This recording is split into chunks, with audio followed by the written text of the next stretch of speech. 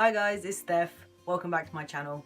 As promised, this is a Q&A video. I went on social media and asked you guys for questions, and I got like a whole bunch of really cool questions, so I'm really excited to get into them. The first question was from my friend Ray, and it's more of a fun, silly question, but it's a nice way to open this. And they asked, can we chest bump at Pride? Yes, yes we can.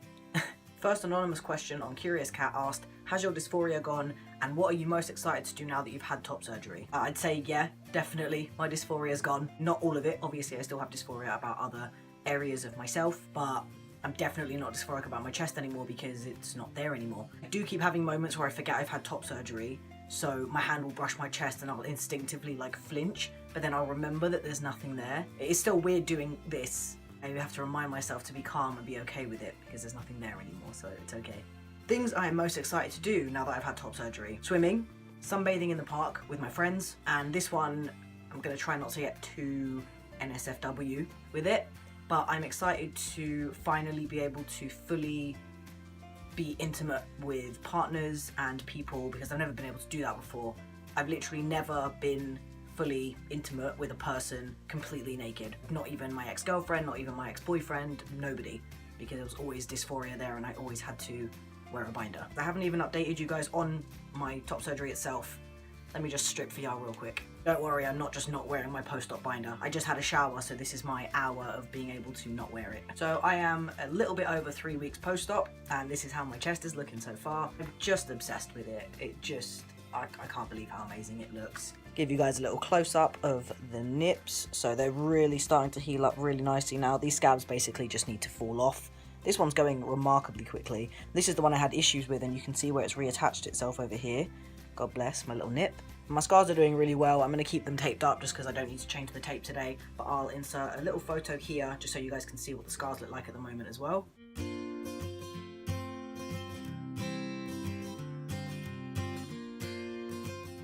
It's still weird being shirtless on the internet. I'm not sure how long it'll take for me to get used to that. Partly because of dysphoria and not being used to being shirtless, and partly just because it's just a weird thing to be like, hi internet, here's my body. Last anonymous Curious Cat question was, how did you know you were ready for top surgery? And this person also said, also I'm so proud of you, so thank you. I knew I was ready for top surgery because it just felt right. I mean, pair that with the dysphoria, like, it was a no-brainer, basically. Considering the fact that I wanted a flat chest and wanted to bind before I even had the language to explain why, before I even knew what trans really was, or before I even considered that I could be anything other than what I was assigned at birth, I hated my chest and I wanted it flat. As I grew, I just picked up the language for how to talk about it, and it just made more and more sense. Onto the Instagram questions. I'm going to try and fire through these pretty fast, just so I don't take up too much of you guys' time with my waffling. The first one I got on Instagram, again, wasn't really a question, but I'm going to say it just because it made me smile. Lola Fix, and they said, my girlfriend saw this and thought you're a hottie. So thank you very much, Lola, and your girlfriend. My friend Ash asked, shall we make a follow-up story? This is in relation to a short documentary he made about me for his university, and amazingly, he got a first for it, which is awesome. Nothing really to do with me. He got a first for the production and the planning and everything, but it was just kind of an honor, actually, that he asked to make a film about me and then showed his uni class, and apparently everyone really liked it, so that's really cool. Yes, we can make a follow-up video. Demetrius Harmons asked, do you think your scars will fade? I think they will. They're already healed up ridiculously quickly. If they don't fade entirely, I won't be mad about it. I knew going into this that I was going to end up with scars. I just love the way they look, and as long as they just heal up correctly, that's all I care about, really. My friend Ryder asked, how much do you love me? I love you very, very much. Now can you come back over to England because I miss you? Green Thingy 2.0 asked, how do you get on tea? That depends on where you live. In England, there are two routes. You can go via the NHS, where you go to your GP, you get them to refer you to the NHS, and then eventually you will get seen by someone at the NHS and they can prescribe you testosterone after a number of appointments. The way I did it is I went private because the waiting lists were very, very long and still are, and I was not willing to wait anymore because my dysphoria was destroying me. I went privately, which means you go to a private clinic. In my case, I went to Gender Care. You see a clinician there for around 2 appointments, and then they prescribe you tea. And the reason that that route is more expensive but more desired is because you get it a lot faster, because a lot less people go private, and the bonus of private is you get faster care. That's why you're paying for it.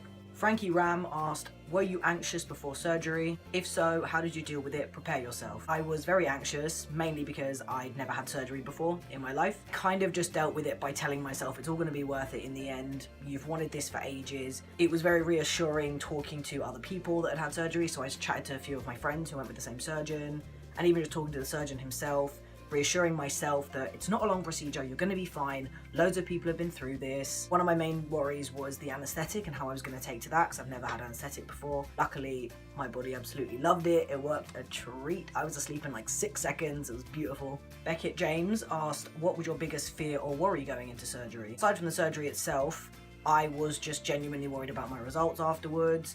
I was nervous about how I'd feel looking in the mirror for the first time, because although I desperately wanted and craved and needed top surgery, part of me was still like, what if I don't like what I see? What if it doesn't look how I expected it to look? Because you build up these expectations in your head, but you can still never fully visualize how it's going to look until it's done. You can tell from the footage of my reveal, I was just absolutely over the moon and it just looked exactly how it should have looked. But you just never know with these things, so yeah, I was a bit nervous about the reveal itself and how I'd feel about it. Anayala1122 said, you are so awesome. Thank you.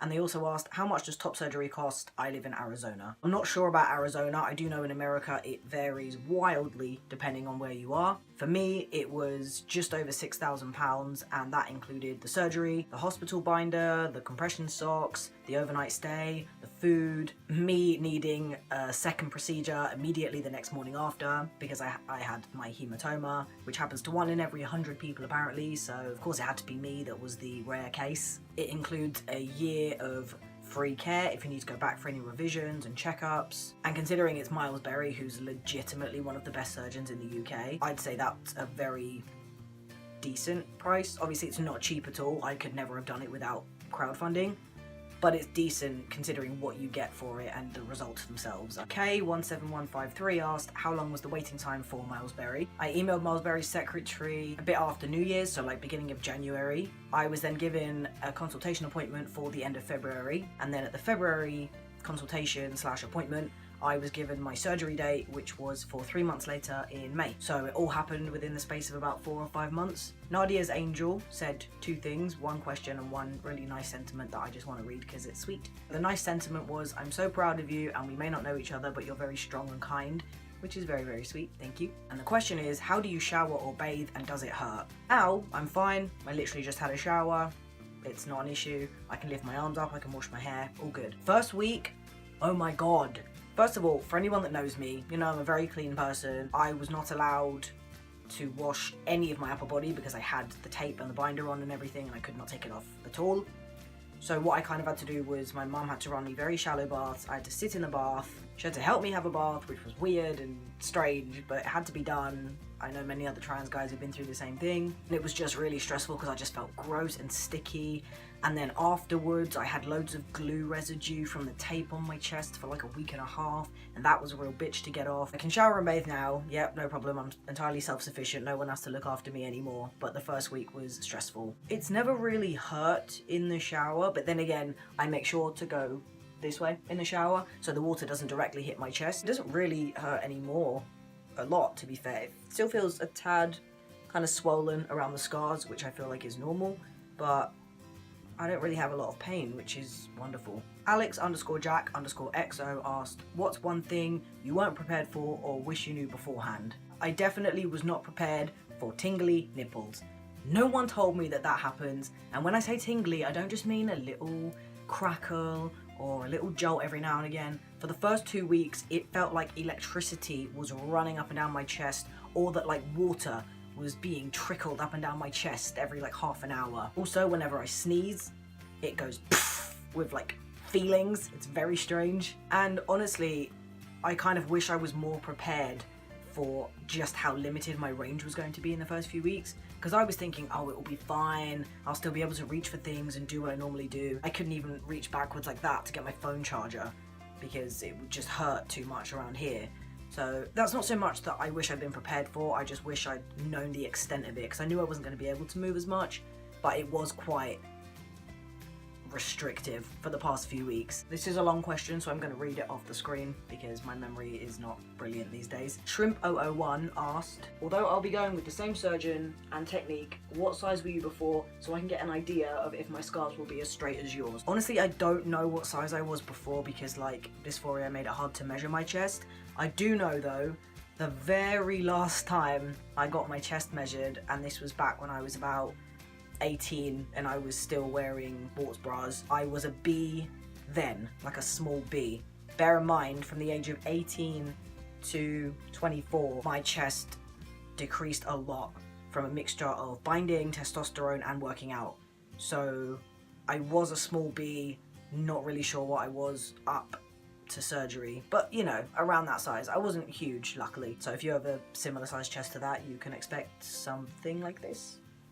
Acid Coffee asked, any tips for the first week of recovery? Painkillers are your best friend, but they're also going to be your worst enemy because they are going to bung you up and make going to the toilet the most stressful experience you've ever had in your life.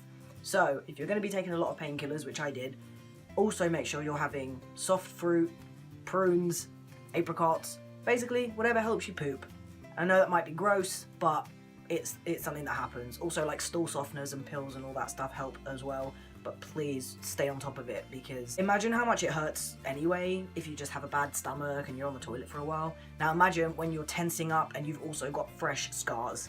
It's not fun. Make sure you have lots of films and TV shows and books and things to keep you entertained because you will get bored if you don't. Arrange for people to come visit you because I really took the most out of this time to make sure that I wasn't bored and I was getting stimulation, but also I used it as an opportunity to just see loads of my friends, which was really nice. When you're recovering and you're achy and a bit grumpy, it's really nice to have people around you to bolster you. And I'd go downstairs after my showers shirtless to let my chest breathe, and everyone was really excited to say really nice things and make me feel good and help me overcome feeling self-conscious, because obviously I'm still getting used to being shirtless in front of people. It's very weird. And also lots of button-up shirts. You will not be able to put a t-shirt on for the first like 2 weeks, trust me. Anila1122 said, you look amazing. Thank you.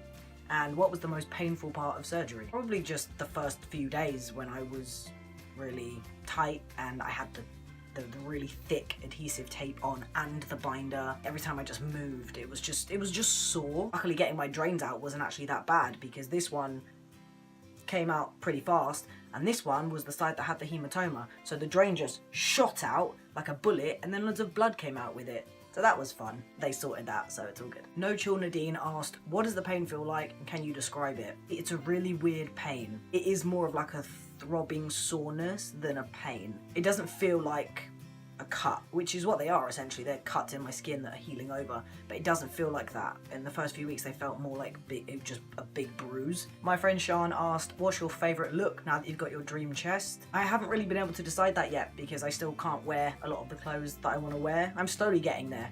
I can wear t-shirts now, but they have to be baggy ones so that it's easy for me to pull off. I know a fave look of mine is going to be a lot of unbuttoned shirts and a lot of shirts unbuttoned down to like here, which I've never been able to do because you could always see my binder at the top. Also those fuckboy tank tops. They have the really big arm sleeve holes down here. I'm very excited to start wearing a whole bunch of those. Shrees_15 said they are also getting top surgery with Miles soon. And they asked, was the food nice? Do you know what? Yeah. The care itself is great, the people are lovely, and the food was also really good. Fishes Excel. They asked, are you more confident and is breathing different without a binder? Am I more confident? I would say so. Never would have done this before, obviously, because I had dysphoria. But also I'm more confident in general because I still have a lot of body issues that I'm working through. That's what therapy is for. But I, in my wildest dreams, never thought I would even have this much of myself online or publicly. I've been posting topless photos to Twitter and Instagram constantly, which I never thought I'd do. This has literally changed my life. Breathing is different without a binder. I feel like I can take actual big breaths in now. Always felt like I was breathing kind of 90% and then it would get cut off, you know, whereas now I can do like proper deep chest breaths, which is really nice. And the last question from Cole_AC, is the result what you expected? And was there an option to decide how your scars looked? The result is not only what I expected, but 100 times better than what I expected. It's not only really flat, but it's really well done, which I love. Can't wait for, you know, everything to heal over properly. There wasn't so much an option to decide how my scars looked. I think in my consultation it said just as straight and, you know, neat as possible, and he was like, yeah, we'll get them as thin as we can. I think